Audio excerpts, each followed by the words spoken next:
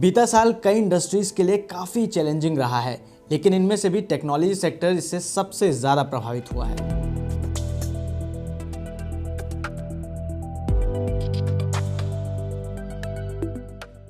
Layoffs.fyi के अनुसार 2022 में कुल 1.5 लाख से अधिक टेक्नोलॉजी कंपनीज में काम कर रहे एम्प्लॉयज़ को नौकरी से हाथ धोना पड़ा और लगातार आ रही ले ऑफ की खबरों से ऐसा लगता है कि 2023 में भी ये जारी रहेगा। किसी भी बड़ी टेक कंपनी के बारे में सोचें, चाहे वो मेटा हो, गूगल हो या माइक्रोसॉफ्ट, सभी ने हाल ही के महीनों में मास ले ऑफ की घोषणा की है।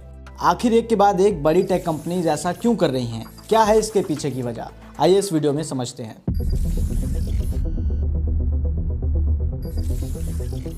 कोविड के दौरान कई टेक्नोलॉजी कंपनीज ने ऑनलाइन एक्टिविटीज में उछाल देखा। ऐसा इसलिए था क्योंकि सभी लोग अपने घर से ही काम कर रहे थे और इसके लिए वे इंटरनेट का सहारा ले रहे थे। जवाब में इन कंपनीज ने बढ़ी हुई मांग को पूरा करने के लिए और एम्प्लॉयज को हायर किया। लेकिन जैसे जैसे दुनिया सामान्य स्थिति में लौटने लगी और बिजनेस खुलने लगे, कई कंपनीज को यह महसूस हुआ कि उन्होंने ज़रूरत से ज़्यादा हायरिंग कर ली है, जो लॉन्ग रन में कंपनी के लिए ठीक नहीं होगा।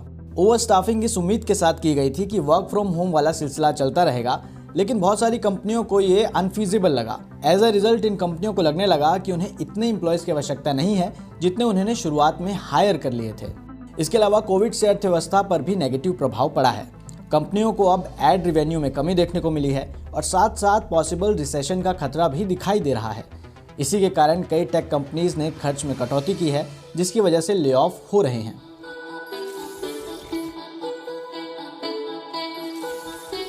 पिछले कुछ महीनों से कई हाई प्रोफाइल और प्रभावशाली लोग जैसे कॉइनबेस के CEO Brian Armstrong, Elon Musk, Mark Zuckerberg और जेफ बेजोस ने यह कहा है कि अमेरिका में आर्थिक मंदी यानी रिसेशन आ सकता है। इकोनॉमिक स्लोडाउन के समय कंपनियां अक्सर फंडिंग सिक्योर करने या रेवेन्यू जनरेट करने के लिए संघर्ष करती हैं। बेशक जब ले ऑफ की बात आती है तो इसका प्रभाव कंपनी के साइज पर काफ़ी डिपेंड करता है।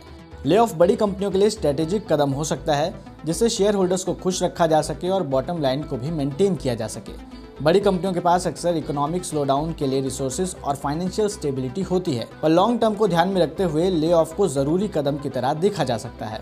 वहीं दूसरी ओर छोटे स्टार्टअप्स या उभरती हुई कंपनियों को फंडामेंटल चैलेंजेस का सामना करना पड़ता है। इन कंपनियों के पास बड़ी कंपनियों की तरह फाइनेंशियल कुशन नहीं होता और ले ऑफ्स इनके ऑपरेशन और ओवरऑल सर्वाइवल को भी प्रभावित कर सकता है। इसका तीसरा और सबसे दिलचस्प कारण है copy paste. Stanford graduate school of business professor Jeffrey Pfeffer बताते हैं कि इंडस्ट्री ले ऑफ अक्सर कॉन्टेजियस होते हैं। ये अक्सर एविडेंस बेस्ड नहीं होते। इसका मतलब यह है कि कंपनियां अक्सर दूसरों की नकल करती हैं। इसलिए यदि किसी क्षेत्र की कुछ प्रमुख कंपनियां बड़े पैमाने पर ले ऑफ की घोषणा करती हैं तो ट्रेंड फैलने की संभावना होती है और ऐसा ही अभी हमें टेक्नोलॉजी सेक्टर में देखने को मिल रहा है। फेफर अपनी बात को समझाने के लिए 2001 का उदाहरण देते हैं। वो कहते हैं कि अमेरिका में 9/11 के आतंकी हमलों के बाद साउथ वेस्ट एयरलाइंस को छोड़कर हर एयरलाइन ने ले ऑफ शुरू कर दिया था, जिसके चलते साउथ वेस्ट एयरलाइन ने ले ऑफ ना करके अपना मार्केट शेयर बढ़ा लिया था। भले इंडस्ट्री पर बड़े पैमाने में चल रहे ले ऑफ के कई सारे कारण हो सकते हैं, लेकिन करंट सिनेरियो को देखते हुए कोविड में की गई ज्यादा हायरिंग, पोटेंशियल रिसेशन और कंपनियों की नकल करने की आदत इसकी मेन वजहें हो सकती हैं। इकोनॉमिस्ट का अनुमान है कि 2023 में एक मॉडेस्ट स्लो डाउन और स्लो ग्रोथ देखने को मिल सकती है। इसका परिणाम यह हो सकता है कि कंपनियां हायरिंग कम कर दें। इसलिए अगर 2022 इस मामले में खराब था तो आने वाले साल के आउटलुक भी पॉजिटिव नहीं लग रहे हैं।